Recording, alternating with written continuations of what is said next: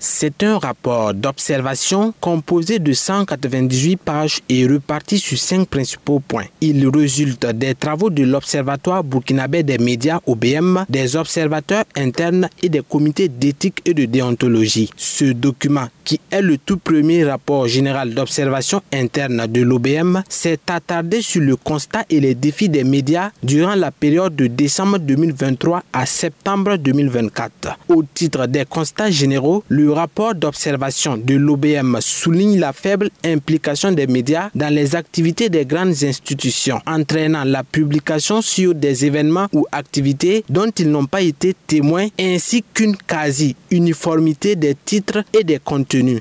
Les institutions comme la présidence du FASO, le premier ministère et les différents ministères recourent de moins en moins aux médias pour couvrir leurs activités, y compris les missions à l'étranger.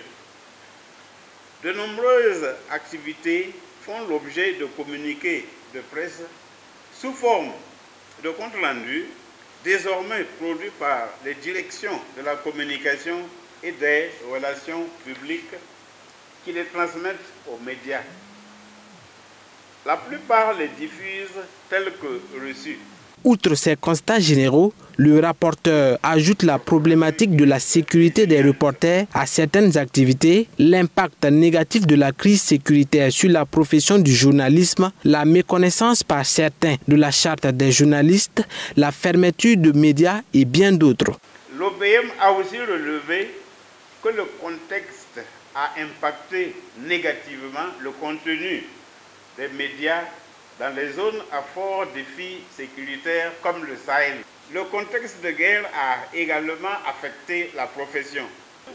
Les réseaux sociaux et l'intelligence artificielle constituent à la fois des atouts et des dangers.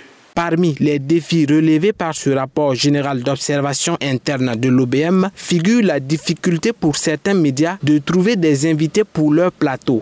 Il y a de plus en plus de difficultés à trouver des invités pour certains plateaux de télévision et pour certaines émissions en direct.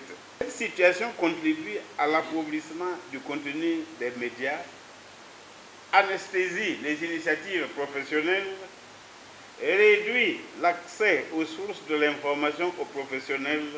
Des recommandations sont également formulées dans ce rapport à l'endroit des dirigeants. Parmi ces recommandations, on peut citer des rencontres périodiques entre le gouvernement et les professionnels des médias à travers leurs organisations, l'implication des médias au cours des opérations humanitaires.